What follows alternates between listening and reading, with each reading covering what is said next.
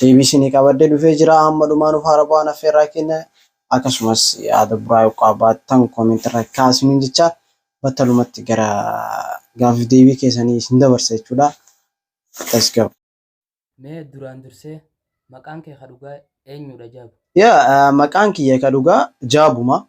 React qofatti dabale malee maquma kiyya normaala. Jechuun maqaa dhaaf abbaan kiyya na baafte Jaabiri. Yeroo baay'ee namni Jaabir jedhee na waamu na safaratti illee jechuudha. Ijoolleen godonyaa tiyyaatti illee hiriyoota tiyyaallee Jaabuma jedhanii na waamani. So Jaabuma maquma kiyya.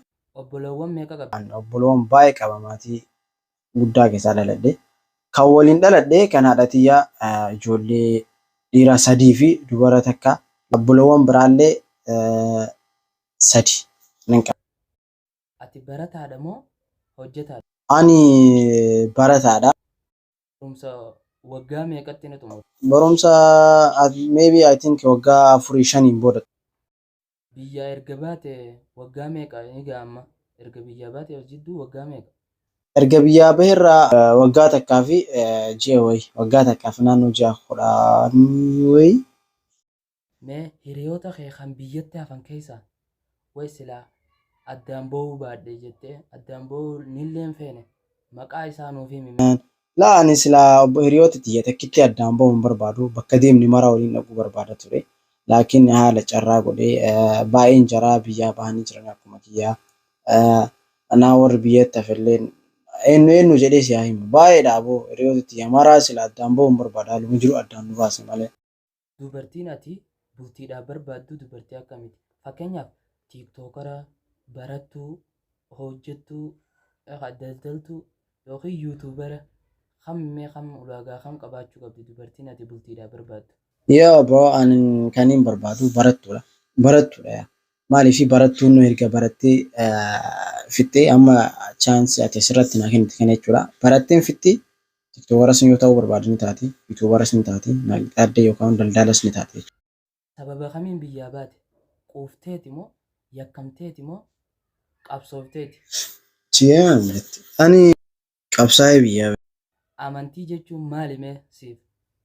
Amantaa jechuun akka mataa kiyyaatti akkam ibsaa akka baradhetti illee amantaa jechuun wanta namni tokko itti amanee yookaan wanta namni tokko maqaa isaa itti amanee dhakas ta'ee mukas ta'ee yoo itti amanee namni sun amantaan isaa waan san jedha. Amantaa jechuun wanta namni tokko itti gabbaree itti ati amma ani muslima ani rabbi gabbara amantaan kiyya islaama.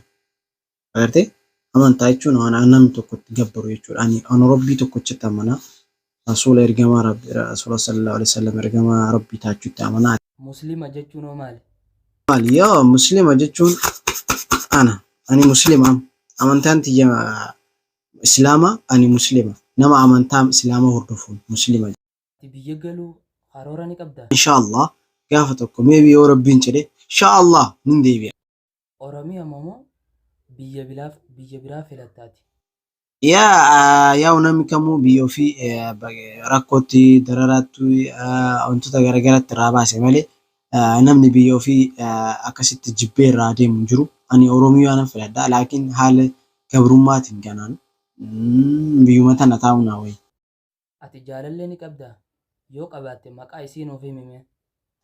Listen bro ani jaalallee hin qabu maqaan isii argam beekuu dhaban wallaaluudha. Mee ijoollummaa keetirraa nuuf ibsi mee ijoollummaan kee akkam turte mee ati? Jaabuu jechuun nama akkam ijoollummaa isaatirraa? Jaabuu jechuun alaa kulli akkam jedhee ijoollummaa tiyyarraa sin ibsa. Ijoollummaa tiyyarraa bakka Jaabuu nami maraa jaalatu. Kan nami maraa koottumee Jaabuu koottumee loozii wayii hidhuu biti. Jimaa wayii achinuu biti koottumee faayituu warri ijoolleen qamaatu. Annaa bakka Jaabuu jechuun nami maraa jaalatu. Anan nama jibbu namillee nan jibbu. Dhugaa nama baay'ee nama na jibbu nagarree. Anillee nama tokko hin jibbu. Takka namoonni baay'ee namaan kana maal jedhu nama kana akkana laalee jibba. Ani nama ka jibbuun kaayyoo isaa waan inni deemuun ilaalee jibba malee zim jedhee namni akkana gubbaraas mucaa kana jibba argaa isaa jibba. Bara itti dhiyaate akka isaan beeku. Naa Jaabuu jechuun gaafa xiqqaalee nama akkasii ammallee nama akkasii hin jedhateera kiyya. Makiidhaa fi Sabriinaa keessaa dirqama nama tokko fuudhi yoo siin jedhan eenyu fuutamee ati? Maakii Sabriinaa. Maakii fi Sabriinaa. Maakii yoo jedhe iyyanna siin agartan. Sabriinaan dhiise yoo jedhe akkasiin jirtuun agartan. So dirqama yoo taate ammaan kana eenyu maakii fi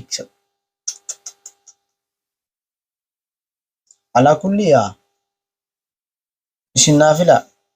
Osoo naaf fidanii filadha malee akkanaan jara qilleensarra taa'ee jiran filadha. Wanni godha osoo yaa jara bira jiraadhe laalee jedhee filadha. Garuu Sabriinaa filadha malee. Takkaa dhalaa kiis gootee ni beektaa? Yoon godhin ammoo godhuudhaaf yaada ni qabdaa? What? Yaa ani takkaa dubartiin nun ganna keessinne kanfariin kun dinqileedha waraashuuf. Gogeeru dhumatee jira malee. Waa wayiin barbaachisaa miti yeroo waa wayii waan dhungatu.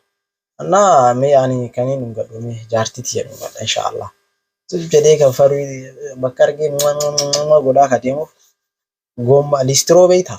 Eenyuun beeka? Listiroo attiin xaragan san buruusha listirootii miti hidhiin diyyata waan argite maraa xareetti. Namni kun nama si beeku fakkaata. Gaafa fiilmii dallootti daleeddan san muudannoo akkamii suqunname mee? Yaa namni kun nama beeku amma.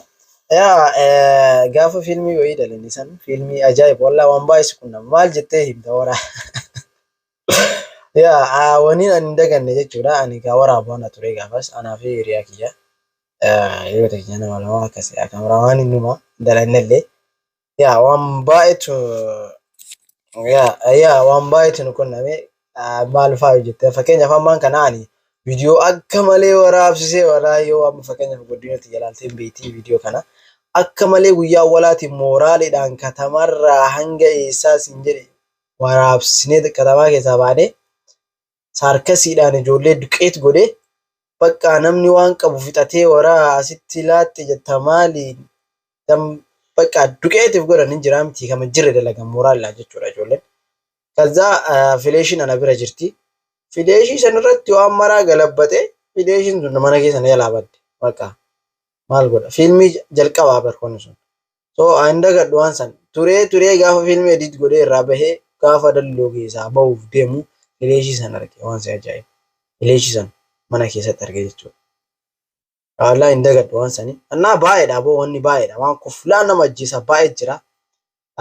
Ammoo viidiyoon kun kutaa tokkoof lammaffaa qaba. Viidiyoo kanarratti viiyuu guddaa yoo qabaatu annaa kutaa itti aanullee qabadhee isinii dhufa waan ta'eef naamma dhufaa hamma dhumaa waan nafaana turtaniif galatoomaa gaafis na gaafattan gimmaash isin deebisee kaanillee kutaa itti aanurra wal agarra.